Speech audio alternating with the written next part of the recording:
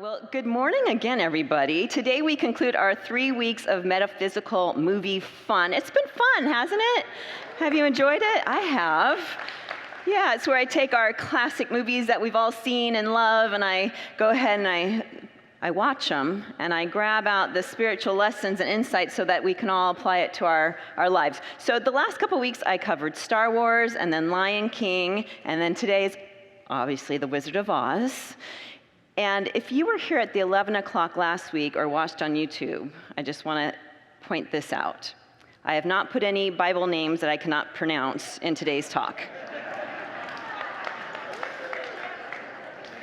I also promised to keep the names of characters consistent throughout the talk.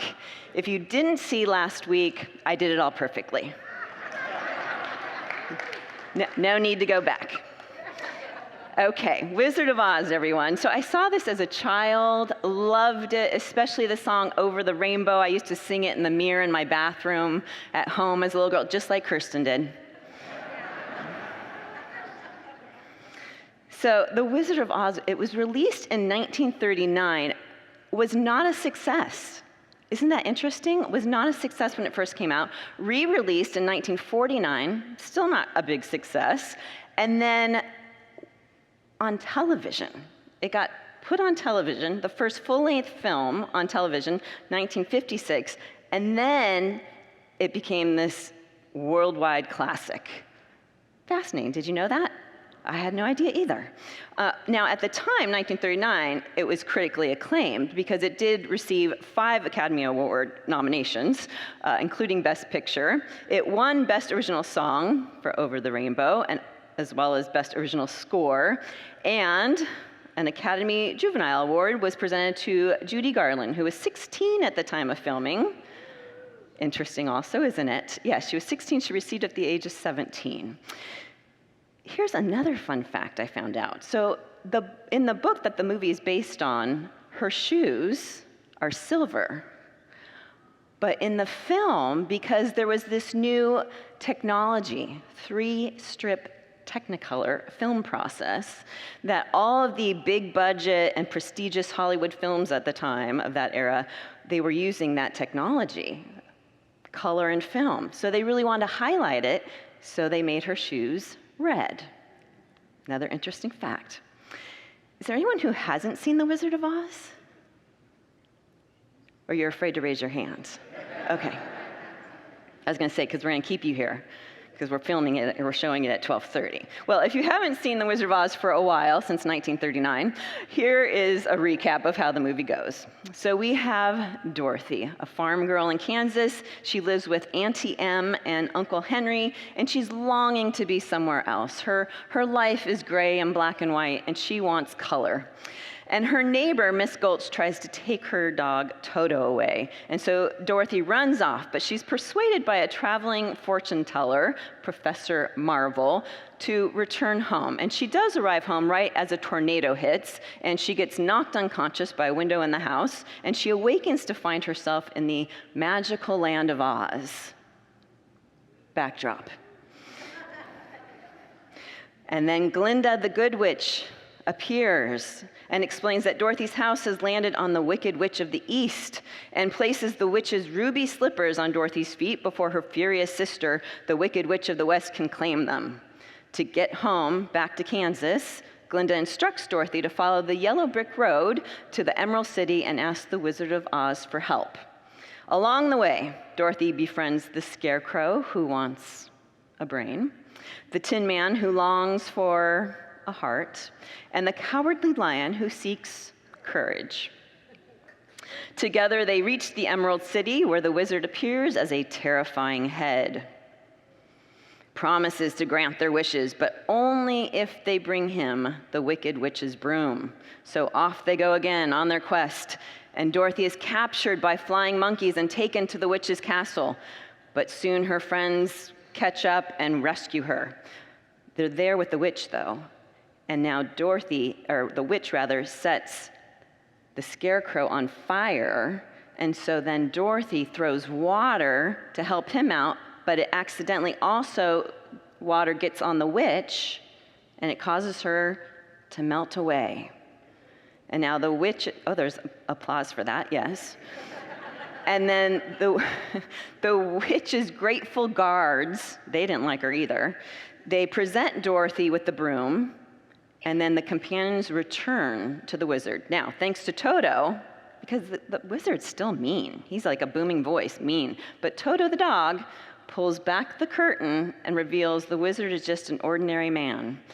And the wizard assures Dorothy and her companions that they already possess the qualities they sought, and he gives them a token as proof. He offers to take Dorothy back to Kansas, because he happens to be there as well, from there as well, take her back in his hot air balloon, but right as it launches, there goes Toto, running away again, and so Dorothy goes after him, and now she's afraid she cannot get back home to Kansas. Ah, but Glinda the Good Witch, she appears and tells Dorothy that she always had the power to return home, and the magic slippers will help take her there. So, 3 clicks of the heels. It's hard on carpet. A heartfelt goodbye. She clicks her heels and awakens in her bed in Kansas, joyfully reunited with her family and Toto, and declares, "There's no place like home." And then we have credits, everybody.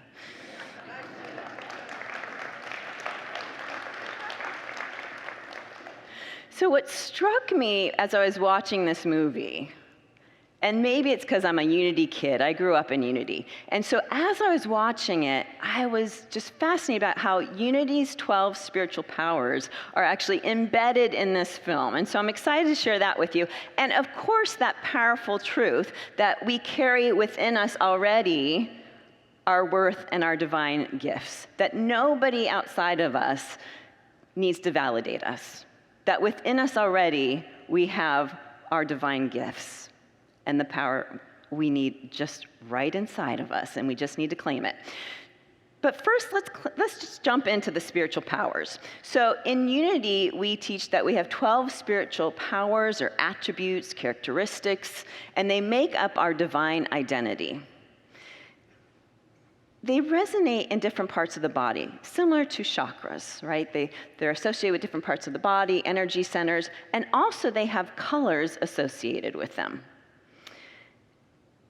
Since color is such a big part in this film, I mean, they created it purposely in that contrast of black and white and color, I instantly went to seeing some of Unity's 12 spiritual powers and the significance of color in this film. So we start with Dorothy's famous light blue gingham dress. Now, light blue is the color associated with the spiritual power of imagination. It's located in our forehead between the eyes. Why? Because it's our ability to imagine, to dream, to envision. And this, of course, is exactly what Dorothy does. She's dreaming and envisioning a life in color on the other side of the rainbow. She's actually in a dream for most of the movie. And it's through her imagination that she comes to realize that everything she's been wanting, she already has. See, she's been wanting this life of color and fun and newness, but it's through her dream and dreaming about the other side of the rainbow that she starts to realize that what she really wants, she already has. That's family and love. And it's this great reminder to us that what we daydream about, what we visualize with great emotion, can come true. Dreams really can come true. And imagination is the first step in the process of manifestation. So whatever we want to manifest, first it starts with visualizing it, dreaming about it. And what I love about this story too is that our imagination can help us recognize what's important to us, what we want and don't want. So it reminds me this time, it was probably 15, 16 years ago. We had a great acupuncturist back in California, and I don't know what I was going through 15, 16 years ago, but I kept showing up week after week complaining that I wanted a fancy new car. I know, I don't know why. But he obviously got tired of hearing me because he said, "Stacy, what kind of car do you want?" And I said, "I don't know, I just want a fancy new car." And he said, "Next week you're coming back and you're gonna tell me exactly the model, the make, the color, everything. I want details." So I said, okay. So I went online. I built my Mercedes. The model, the color inside, the color outside, the special features. And I came back the next week to him, and I gave him all the information, the specifics, and I said, but you know what I realized? I don't actually want a Mercedes. Especially at that time with 2 small kids, I'd rather take that money and have family memories with it. What I really need is a Honda. But it was through that process of really visualizing and building the car that I came to understand what I wanted and what I didn't want. So often we think about imagination and visualizing as only on what we do want, and yet it can also help us get to, and maybe that's what I don't want. It can help us get clear as we see that happens to Dorothy in this movie. So blue, the power of imagination and tapping into it. Then, of course, we have her ruby red slippers, which is associated with the spiritual power of life. That's our ability to be energized, to be vitalized, to be enlivened. And we all know when we have energy around something because we're excited to do it. And when we don't have energy around something and we're dragging our feet around it. So here we have her life energy literally in her feet, and she's skipping and singing down the yellow brick road because she's so energized and excited about this idea of getting to her goal to meet the wizard to get home. So noticing, where are you placing your life energy?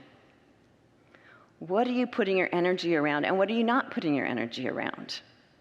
Because what you have more of in your life is where you're putting your energy. What you don't have as much of, you're not putting as much energy there. It's like watering a flower. What are you watering? So just noticing, where do I maybe need to make adjustments so that what I really, really want to be experiencing and enjoying in my life, that's where I'm putting the spiritual power of life into, my life energy and joy into. So those red slippers remind us to tap into our joy. Because then, as we do so, we get to yellow, the yellow brick road, the spiritual color of wisdom or judgment. And this is not about judging other people, but it means to discern, to evaluate, and then to apply what you know to the situations in your life. So spiritual wisdom is about taking all the information and then running it through your heart, your soul, your intuition, and then making a decision. So here we have Dorothy embodying imagination and life energy, walking down the road of wisdom. And in the end, they're all wiser by realizing that they have the power within them, because she's learning by walking on this yellow brick road of wisdom that her heart's desire was in her own backyard the whole time. And so now she's applying that wisdom that she's gained from the situation. So as you start your day, perhaps visualizing that yellow brick road of wisdom before you. As you go out into your day, imagine the yellow brick road of the wisdom of the universe, the force, the circle of life energy, guiding you forward, leading you forward, and allowing you to remember to discern what is best for me. And then we have the emerald green city, emerald green. And that color is represented by spiritual power of strength. And our spiritual power of strength is to endure, to stay the course, to persist, to persevere. And our beloved characters, of course, do just that. They find their strength. And it's really when they go back and return to the wizard a second time that they really step into their spiritual strength, because they say, we're not leaving until you give us what we want. And isn't that a great reminder? I'm going to claim my good. I'm going to claim what I'm wanting for my life, for myself. It's that reminder to claim it. Use your spiritual strength to claim your good. Claim what you want. And don't be discouraged if it takes longer than you think it will to accomplish it. Because remember, it takes them a second trip back to the wizard to accomplish the goals. And since God is strength, and you are an expression of God, it means that you are strong in mind and spirit. It means that you can move through any challenge and be an expression of divine strength in that. You have it within you. You are spiritual strength. So you see, the colors alone tell a story, the one that the creators really wanted to emphasize, because we can then use your imagination to dream and visualize what you want life to look like. And as you walk towards that goal, you do so with great energy and joy around it. Don't be dissuaded if it takes longer than expected, but instead turn within and know that you have the wisdom and the strength to go get what you want, to go down the path towards your goal. So it's when we embrace the spiritual attributes of imagination and life, wisdom, strength, that life gets colorful and what we desire becomes real. Our dreams come to life. And then we can apply the spiritual powers to characters. So we have the scarecrow. The scarecrow thinks he lacks wisdom and intelligence, and he sings, "If I only had a brain." And he's got one of the best lines in the movie, because he tells Dorothy he doesn't have a brain, and she says, "Well, how do you talk if you don't have a brain?" And he says, "Some people without a brain do an awful lot of talking."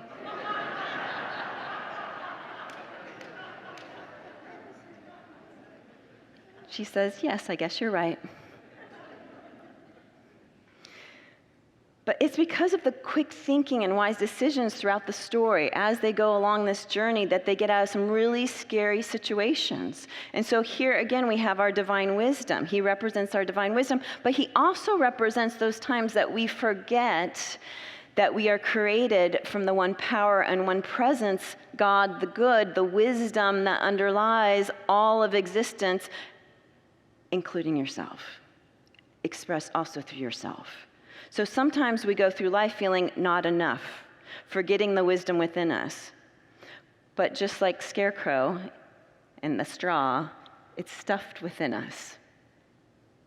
It's already within us. So we may be thinking that we're not smart enough, or we may get distracted by flying monkeys.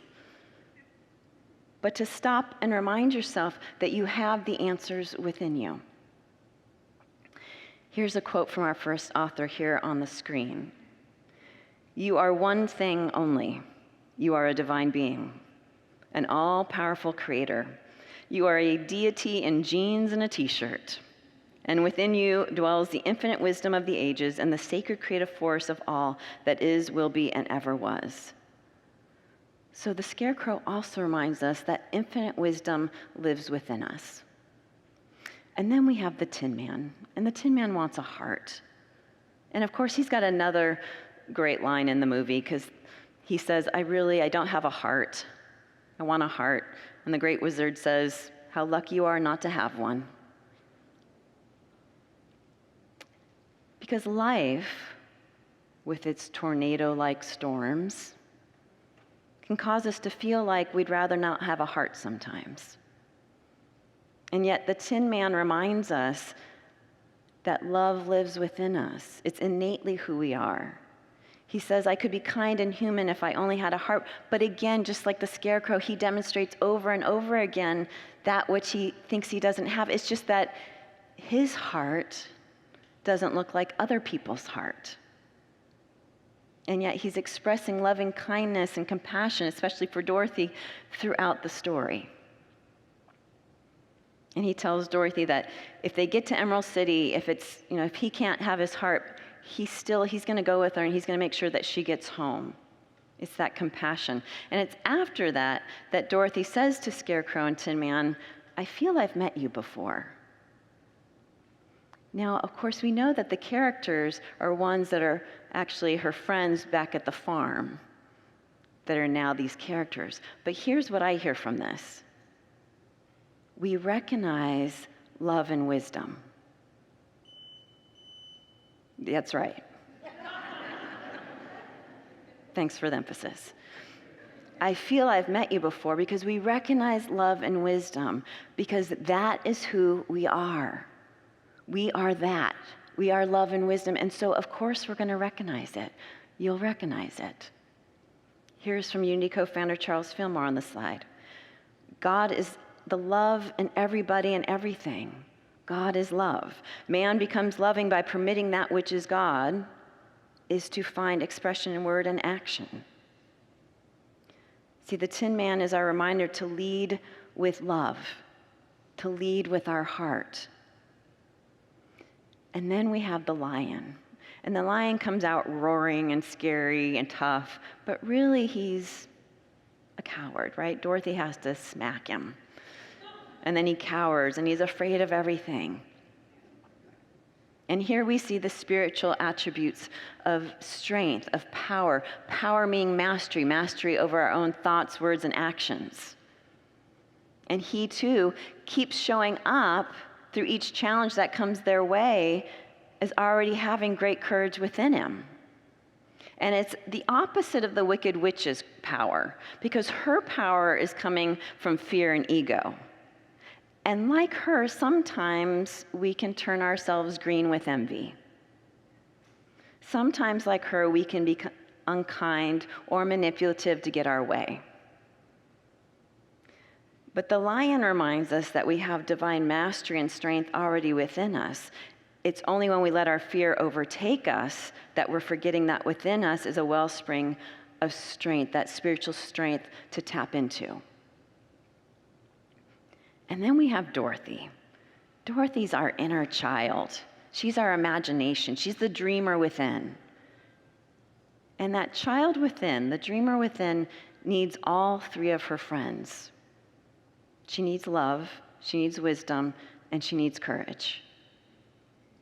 They walk to Emerald City arm in arm saying, even if you're too afraid, I've got you. See, Dorothy travels closely with these three spiritual attributes, which allows her to realize that there's no place like home. Home being the loving awareness, the essence of spirit of God within you. We need to remember that within us, we have wisdom, love, courage, spiritual mastery, strength to bring us back home again, to the home within. So with these characters in mind, I want you to think of something right now that you're maybe a challenge in your life, something you're struggling with. And as you think about that, now I want you to consider, how can you apply spiritual wisdom to that situation, your scarecrow energy? How can you apply some wisdom, some intuition, some discernment? Maybe it's discernment of medical treatment or a job. Maybe it's trying another way of doing something. But just sitting with, how can I apply some spiritual wisdom to this? And then how can I apply spiritual love or harmony, that Tin Man energy? Maybe it's being gentler with yourself. Maybe it's extending loving kindness or harmony or forgiveness to another person. But just thinking about sitting with, how can I bring more Tin Man energy to this? And then how can I apply spiritual courage to this current challenge? Maybe it's staying the course, persevering even when you want to give up. Maybe it's taking mastery over your thoughts about yourself or others, and remembering how powerful your words and thoughts are in creating your life experience.